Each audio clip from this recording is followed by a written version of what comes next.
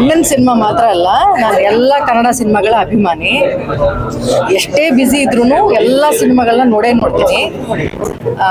ಆ ಥರದಲ್ಲಿ ಹೇಳೋದಾದ್ರೆ ಈ ಸಿನಿಮಾಗೆ ಅಣ್ಣ ಒಬ್ಬನೇ ಹೀರೋ ಅಲ್ಲ, ಸಿಕ್ಕಾಪಟ್ಟೆ ಜನ ಹೀರೋ ಇದ್ದಾರೆ ಈ ಸಿನಿಮಾಗೆ. ಡೈರೆಕ್ಟ್ ಚೆನ್ನಾಗಿ ಹ್ಯಾಂಡಲ್ ಮಾಡಿದ್ದಾರೆ.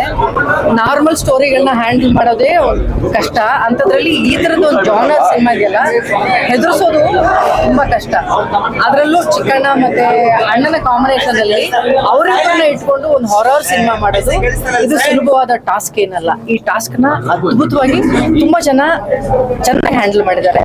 ಅದರಲ್ಲಿ ಫಸ್ಟ್ ಮಾರ್ಕ್ಸ್ ನಾನು ಕೊಡೋದಾದ್ರೆ ಡೈರೆಕ್ಟರ್ಗೆ, DOPಗೆ ಮತ್ತೆ ಮ್ಯೂಸಿಕ್ ಡೈರೆಕ್ಟರ್ಗೆ.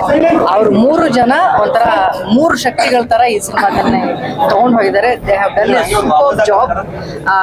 ನಿಮಗೆ ಸಿನಿಮಾ ನೋಡದೆ ಆದ್ರೂ ಕಣ್ಮುಚ್ಕೊಂಡು ಕೂತ್ಕೊಂಡ್ರು ಅದೊಂದು ಹಾರರ್ ಸಿನಿಮಾ ಅಂತ ಫೀಲ್ ಆಗುತ್ತೆ because of music director.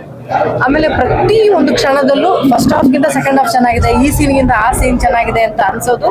Screen play ತುಂಬಾ ಚೆನ್ನಾಗಿದೆ. ಆಮೇಲೆ ಆ ಸಿನಿಮಾ ಒಂದು ಮೂಡ್ ಕರ್ಕೊಂಡು ಹೋಗುತ್ತೆ ಬಿಕಾಸ್ ಆಫ್ DOP. ಆಮೇಲೆ ಆರ್ಟಿಸ್ಟ್ಗಳಿದಾರಲ್ಲ, ಇವ್ರು ಎಷ್ಟು ಸುಂದರವಾಗಿ ಕಾಣ್ತಾರೆ. ಈ ತರದ ಸಿನಿಮಾಗಳಲ್ಲೂ ಆ ಅಪೀರಿಯನ್ಸ್ ಅಲ್ಲಿ ಆಕ್ಟ್ ಮಾಡೋದು ಕಷ್ಟ ಇದೆ.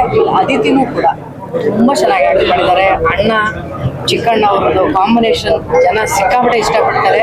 ಅವರ ಕಾಮಿಡಿ ಸಿನಿಮಾಗಳು ನೋಡಿ ಜನ ಎಷ್ಟು ಇಷ್ಟಪಡ್ತಾ ಇದ್ರು, ಈ ಸಿನಿಮಾದಲ್ಲೂ ಅಷ್ಟೇ ಇಷ್ಟಪಡ್ತಾರೆ.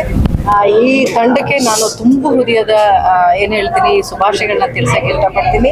ಕನ್ನಡಿಗರು ಅವರಿಬ್ರು ಅನ್ಕೊಂಡ್ ಬರ್ತಾರಲ್ಲ ನಗಿಸ್ತಾರೆ ಅಂತ, ನಗಿಸೋದ್ರ ಜೊತೆಗೆ ಫ್ರೀಯಾಗಿ ಹೆದರ್ಸ್ತಾರೆ ಕೂಡ.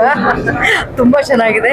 I really enjoy. ಶರಣ್ ಅವರು ಹೇಳ್ತಾ ಇದ್ರು, ಅಂದ್ರೆ ನನಗೆ ಎಲ್ಲ ಜಾನರ್ಗಿಂತ ಹಾರರ್ ಜಾನರೇ ತುಂಬಾ ಇಷ್ಟ, ನಮ್ಮ ಫ್ಯಾಮಿಲಿಯಲ್ಲಿ ತುಂಬಾ ಇಷ್ಟ ಪಡ್ತಾರೆ. ನಾವು ತುಂಬಾ ಅಭಿಮಾನಿಗಳಿದ್ದೀವಿ. ಪಕ್ಕಾ ಥಿಯೇಟರ್ ಎಕ್ಸ್ಪೀರಿಯನ್ಸ್ ದಯವಿಟ್ಟು ಥಿಯೇಟರ್ಗೆ ಬಂದ್ಬಿಟ್ಟು ಸಿನಿಮಾ ನೋಡಿ. Thank you.